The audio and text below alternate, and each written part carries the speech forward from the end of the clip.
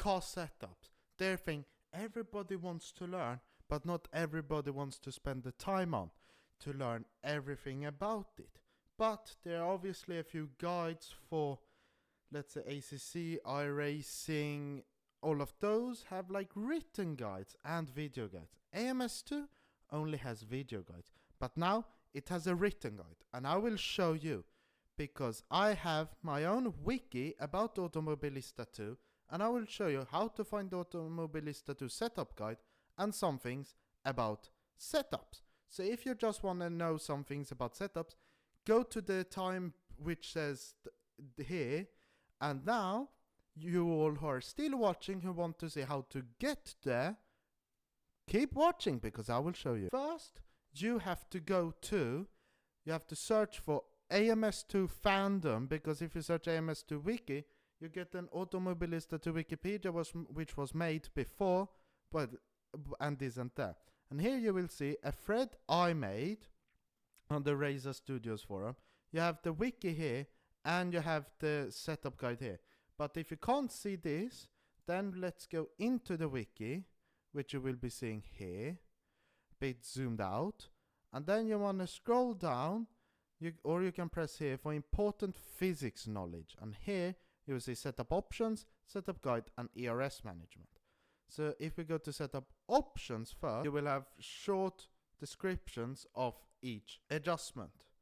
But if we go back, then go to AMS2 setup guide, we are there. And you will see here, it's quite long.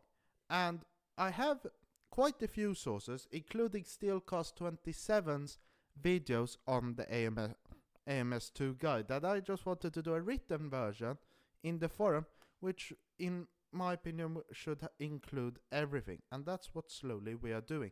So if you want to add some things to the wiki, just add it. You can do it. Whoever wants to do it can do it. But there are a few pages which only admins can edit, and those you'll have to just type in the comments or write to somebody else, or to me on another platform. But let's get into the AMS2 setup guide. So first, we want to talk about tires. So when adjusting the tires for Automobilista 2, you want them to be at the front 7 degrees hotter on the outside of the tire compared to the inside. No, the inside should be hotter than 7 degrees than the outside on the front. In the back, it should be between 3 and 5 degrees, and all of the degrees will be in centigrade or Celsius. The best unit, the Swedish unit. And you will want that, and how to adjust that relation between inside and outside is the camber. So the camber of the tire is, let's say this is the tire, this which moves like that, if you're looking straight ahead like this, that means it has camber. And what you want to do is have it, I believe it is negative, because I have written it here, that the higher value means the tires point like this, or I should say like that for you, and the tire patch goes towards the outside of the tire. The outside to be colder, so you want the tire to move like this, and adjust that using the camber. You want, if the outside is too hot, then you want to move it, then you want to move the tire negatively, so lower value, and if it's the opposite, just higher value. And then we come into the tuning of the middle part of the tire, where you have to keep that roughly in between the different tire temperatures, and how to do that is tire pressure. So the tire pressure obviously is how pressurized the tires are, and if it's too high of a pressure, then the tire pressure in the middle will be sort of overinflated, the tire will be, and it will be a bit like that, which means the middle will sort of be hotter. And if it's underinflated, it means that the tire goes in like that. so the tire, the emitter will be a lot colder. So you want like a smooth gradient sort of. And how you do that is just adjusting the tire pressure. So if the tire pressure is, no, if the temperature in the middle is too low, then increase tire pressure. If it's too high, decrease. So there you have the big things. And then if you want to adjust, then for fine tuning the tires, you want to you want to look at different things, which I have here to show you. Here you can clearly see what I was talking about.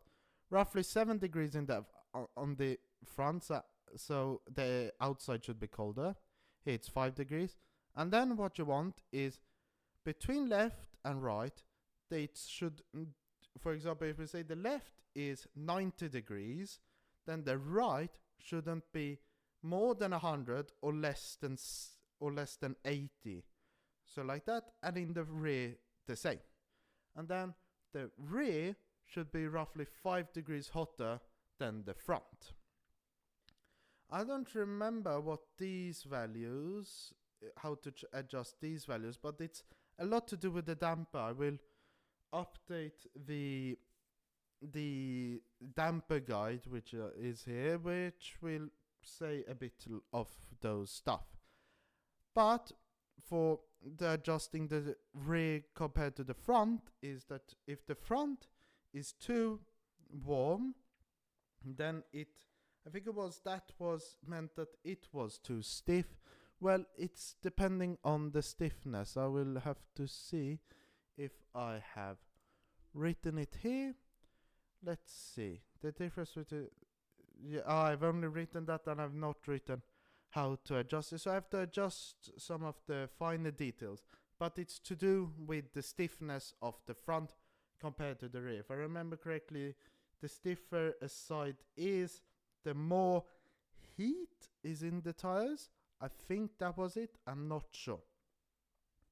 But then some of these settings you should have symmetrical, and some you can have asymmetrical for circuit racer. I will get into that when we get into one of those values, which is actually from the start here with the camber, where different sides of the car can have different cambers, and to adjust the optimum track, tire patch, which is connected to the road. Steering lock adjusts how much the front tires can turn. So if a higher value means that it can turn, let's say if it's 20 and you increase it to 22, then the tires can turn each way like this 2 degrees more. And the steering also gets a lot snappier because you move with the same movement of the wheel, the tire moves more. And then it's the complete opposite if you lower the degrees of rotation. Then towing angle is how much toe the tires has. So if you look from the top of the car, so let's say this is the top of the car, then toe adjusts this. So if they point inwards like this, it means that they have a positive toe-in angle.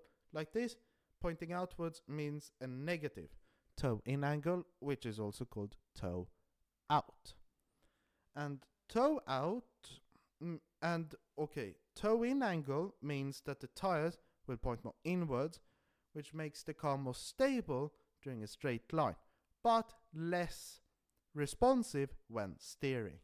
A lower value makes the car more responsive, but less stable on the straight. So try to think about that, and also that the more toe you have, the more heat the car will produce. And there are some recommendations from Steelcast27 videos, but he said that he will proofread all of this, so hopefully he adjusts some things. So I've written down that you should try and keep the front toe at -1 degrees or below, so it could be -2 or something, and the rear at 0.8 degrees and below. But you don't want to go to negative, so you don't want to have toe out in the rear, because that makes the rear really unstable. That I remember, and I think I should add that because I read that, I remember. Then you come to caster, and that adjusts how much the steering rack is in degrees compared to the center of the tire. When you're looking from the side of the car. So higher increases the relative angle, and lower decreases the relative angle. And what you want to do in AMS2 and real life is to have a high value, a really high value, as much as possible. But in real life, the more you do that, the stiffer the wheel gets, heavier. And in AMS2 we can obviously change the in-car FFP, so that's not as much of a problem. But you will, with high enough, you will get high-end understeer, no, high-speed understeer. So try and avoid that. That is when you reach the limit. And then you also have traction control, I have said, in this category. And that basically adjusts how much the steering, how much slip angle the car needs until the traction control kicks in and limits that. So it limits wheel spin. Higher value, it does it earlier. Lower value does it later. But in AMS2 you can't fine tune it as much as in ACC, where you can adjust the angle and how much it cuts. But hopefully when the new GT3 cars arrive, that will improve. Then we get into the brakes. So for brakes, let's start with brake bias. So brake bias is the distribution of the brake pressure between the front and the rear. So a higher value, because this is relative, so the first value is the front tire pressure, how much goes to the front, and the second value is how much goes to the rear. So a higher means that you move more pressure towards the front, but that makes the front easier to lock. And then if you have a higher value in the rear, it's easier for the rear to lock. But you always, remember this, you always want to have the fronts lock first, because it's easier to try and fix your car when having understeer than oversteer, because if you lock the brakes, the rear will just go by and you crash into a tree and die. But with understeer, you will just brake, lock, and then you will just drift. And what I mean by drift is like your boat not turning, you're just going straight, so when having understeer. So that's obviously what you want. But then also I have noticed that front engine cars like a value over 60-40. So the front having more than 60% of the brake pressure. And I've noticed that in the AMG, I think it likes some roughly over 66 or something. And why they like them more at the front is due to the engine being at the front and having more weight on the front, so you can brake more with the front. And it's the complete opposite with the rears, where they like a value a bit less than 60, I think like 56, 57, not as much. Don't try to go below 50. And here it's due to the engine obviously being on the rear and the rear having more weight. And when we talk about brake bias, you always have to talk about brake pressure, and that is just the overall brake pressure available from the car. A higher value means more, a lower value means less. I like to have it at 100% and modulate the brake, which could be easier, but for people who maybe not want to modulate it as much, you maybe want to lower it. I've seen it in old cars where I brake, you can see it in my videos. I lock the brakes at like 30% brake pressure. So maybe if you want to have like the full range without having to get scared of blocking the brakes, maybe lower the brake pressure a bit, so you can use that, so you can maybe trail brake a bit better or easier. Anti-lock brakes basically is just locking and not locking the brakes, so it's computers aiding it. So it's a like TC but for locking the brakes. A higher value means that it will affect your braking performance more, because it will be modulating the brake more, releasing more pressure and activating earlier, so you will have a little bit of a longer braking distance, whilst lower value means that it will engage less. And I'm reading here and it's a bit odd, so I have to proofread everything. So a lower value means that it locks less and it interferes with your car less, and you will have a shorter braking distance if you don't lock your brakes. So remember that in qualifying you want to always minimize. Then the ducts are for cooling the brakes, and the higher brake duct means that you cool the brakes more and the tires, whilst the less brake duct opening, a smaller one, increases the actual temperatures and lowering the cooling performance. And try to keep the brakes in a good range, which isn't, so keep them like green and yellow, I would say. I think it's green. Well, you don't want to go into the red, and you don't want to go into blue, because you want to keep it in a good range, as I said. Then we get into suspension, which is, in my opinion, the most interesting and most complex part, because the others are like understeer, oversteer. Some of these I was trying to do setups around Barcelona, and I couldn't feel a difference, and still I gained time or lost time, which felt a bit odd. Well, you can feel it a bit, but yeah, it's a bit odd. Heave spring or third spring is a spring which is on high performance or high downforce cars, which connects the right and left suspension springs. So when a car gets pushed down with downforce, that is the limiting factor. So if a softer one will make the car move more, like go down more with more downforce, whilst a stiffer one needs more downforce to be pushed down the same amount. And if you want to change this, you also want to change the slow bump and rebound for the middle. I believe there is. Yeah, I haven't set this up so much, so I don't remember a lot about it. Then we come to the bump stops.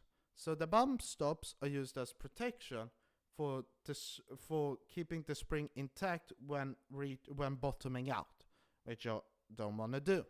So a higher bump stop value makes the bump stop longer and engage earlier, whilst the lower value makes the bump stop smaller and engage later. So you want to try and make it high enough that it doesn't engage during normal driving, but not small, very small, because that can cause damage. And that's more for real race cars, whilst in Automobilista 2 spring damage isn't fully added yet, as far as I know, when talking about bottoming out. So might not be a problem now, but could be a problem later. Then we get into dampers, which I won't fully explain, because you need to tune it using telemetry. I personally use Motec, as you can see here, using a tool which I don't think is fully legal, but if you want to see that, just watch my video on how to make Motec work with AMS2, as I've done a video on it. But I will give you just a quick rundown. That's slow and fast bump adjust when deceleration and acceleration. Slow and fast rebound is for when going over curbs. So if you feel unstable going over curbs, adjust the fast rebound and fast bump. And if you want to adjust when weight transfer, slow bump and rebound. And there are a few videos on how to adjust it. As far as I know, it's roughly the same principle with bell curves and a lot of different things. If you want the video on how to adjust your damper, comment it down below. Then we get into anti-roll bars. And anti-roll bars are which makes the car overall with an axis overall stiff or soft. So if an axis is too stiff or too soft, adjust the anti-roll bars. So higher value means the anti-roll bars are stiffer, which makes it for the car easier to lose traction, but pointier. And a lower value makes the axis softer and less prone to lose traction. So if you want understeer, either stiffen the front or soften the rear.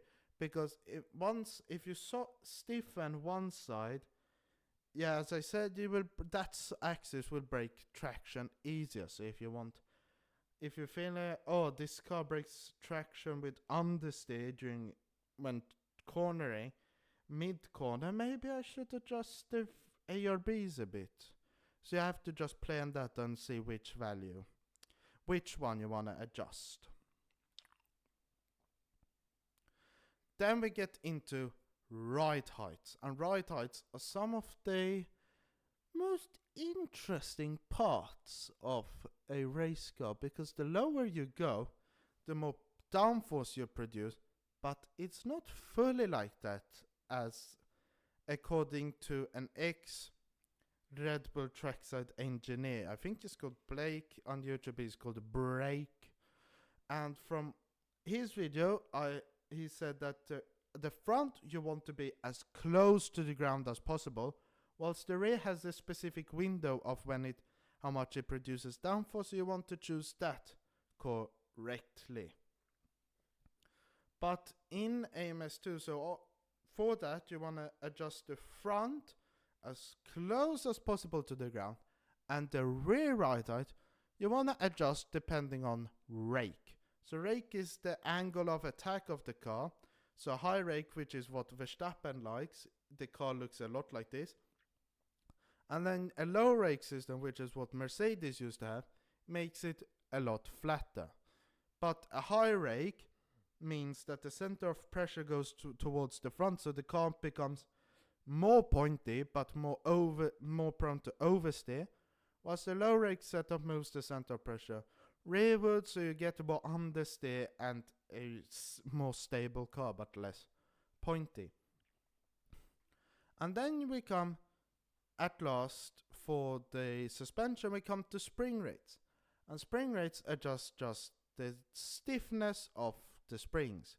This one keeps symmetric as far as I know for circuit cars, but stiffer springs makes the car makes the springs stiffer, so the car becomes more pointy, quicker weight transfer, but easier time to break traction. And then softer springs means slower weight transfer and less prone to break traction.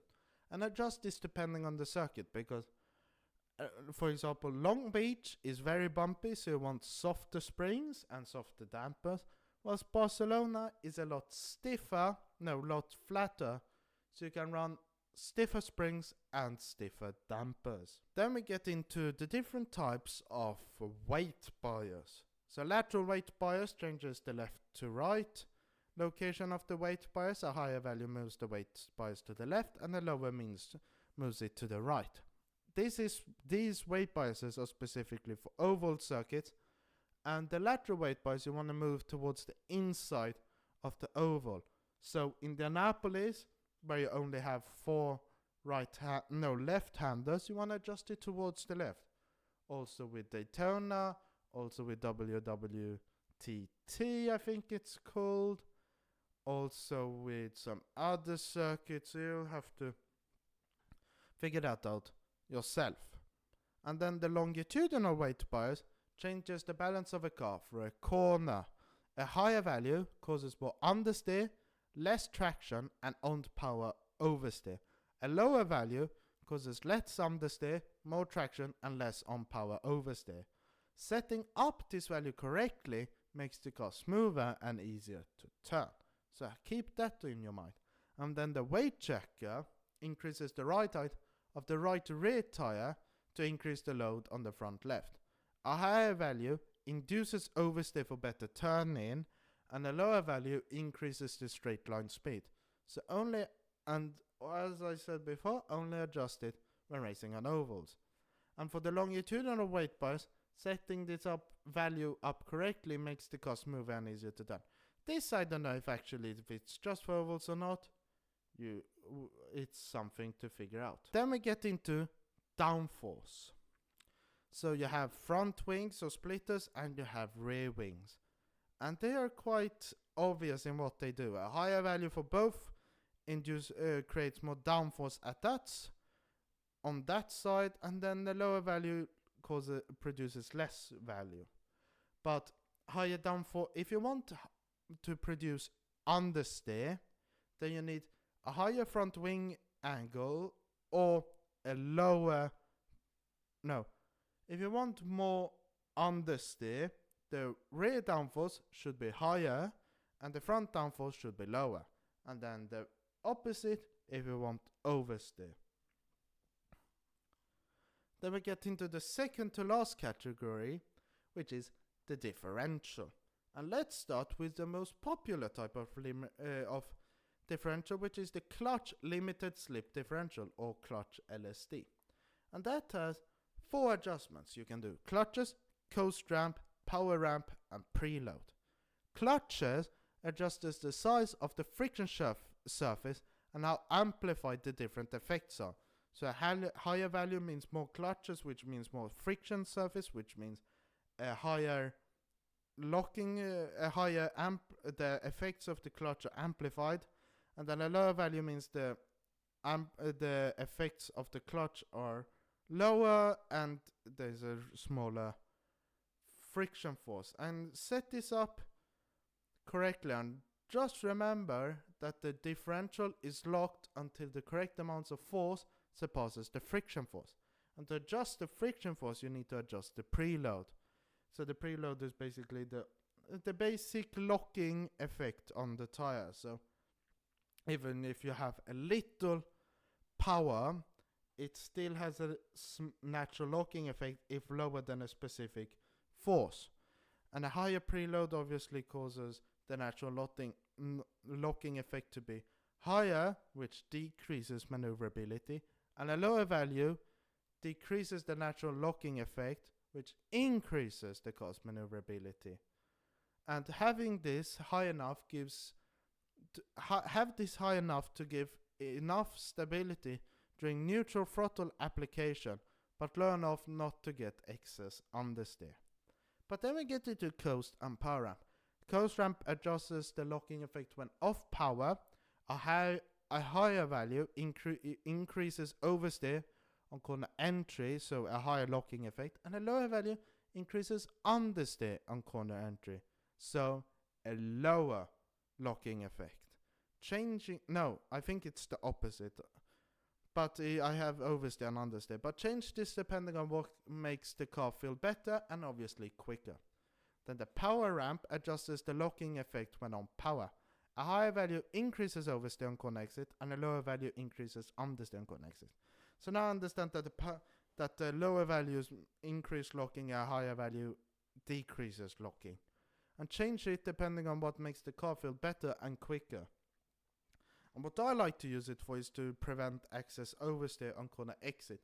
So I think I increased the locking effect to the maximum, and that actually helped when I was driving the Formula Ultimate Gen 2 around Kyalami, but that was on the 1.4.9, I think, or 0.8, so it might not be fully relevant right now. Then we get into the geared limited slip differential, which is a mechanical differential which tries to limit slip. It's a bit like the clutch, but using gears. And the coast ratio changes the torque distribution when off throttle. A higher value increases the locking effect, and a lower value decreases the locking effect. And we already talked about what happens with the locking effect. And it's the same for the power ratio. And a spool differential is a fully locked differential. I think you have names for it such as a welded diff, or just not having a differential.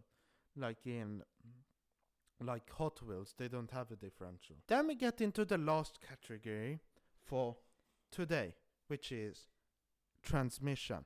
So let's start with engine braking. Engine braking is the natural deceleration of the engine when off throttle. A higher value decreases the engine braking effect, and a lower value increases the engine braking effect. And Japan changed this depending on what you prefer. But there are two things. First thing is that I believe why it's the wrong way around is due to something in the ISI engine. I think this derived from the ISI engine. I believe Crimson talked about it. Don't take my word for it. But also, if you have read, if you have the value over 5, the engine will brake. So don't have it at over 5. Keep it at max 5, which means that you automatically have to have a higher engine braking value. Then we get into fuel map. And fuel map adjusts how much fuel the car uses and how much power it produces. So higher value means more power and more fuel. Lower value means less power and less fuel. And also you have the in-car adjustment for when you're like under the safety car, you want to take it down to lower. And if you're green flagged, you want to keep it to higher. So remember that too.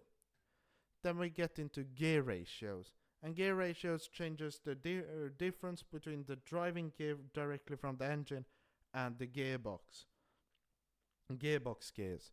So a higher value means that the gears are longer and the top speed of that gear will be higher, but the acceleration will be a lot lower. Then if it's a low value, then the gears will be tuned for acceleration, but which means a lower top speed. But then if you want to adjust the car's top speed without tuning the gears, then you tune the final drive. And a higher final drive which will mean that the overall for all gears the top speed will be higher, whilst the lower value means the top speed will be lower and higher acceleration. And tune this only depending on what circuit you're doing, but also change this at the end if you don't see any big flaws in the gearing. But you can also adjust this. Maybe I've talked with someone about he was trying to set up the Brabham BT46B, the fan car, for driving around the circuit. I don't remember which one. I think it was around Nürburgring. And what we said was that maybe lower gears can help with the fan because the fan is driven by the engine. So lower gears means high acceleration, which means that the engine effects, the downforce caused by the fan, or the pressure I should say, will come around quicker. So think about that too.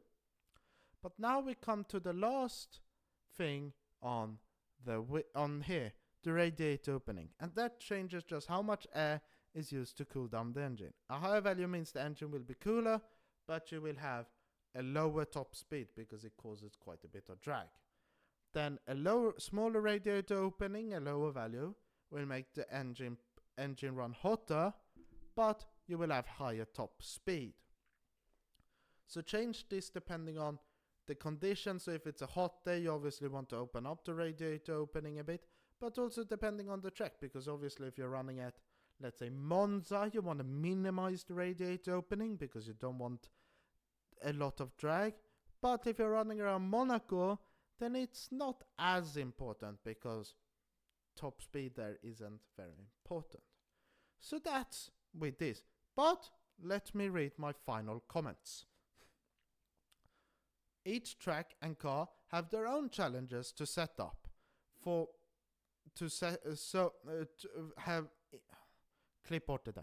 Each track and car have their own challenges. So a setup for Barcelona won't work at Monaco without adjustments. Each driver also has their own driving style. I've written own incorrectly. So oversteer and understeer setup options are very driver dependent. I hope this guide will be of good use to everyone who has read it. So that's my setup guide done. But what do you think? Comment down below, and once you're done, please hit the like button and also subscribe. My next video, we'll have to see what that's on, because the AMS2 update won't be in a long while. Maybe a new addition to the AMS2 wiki arrives, or maybe a new AMS2 beta update arrives. Well, let's see. But until then, I've been Racing Legend, you've been my amazing viewers, thank you for watching, goodbye!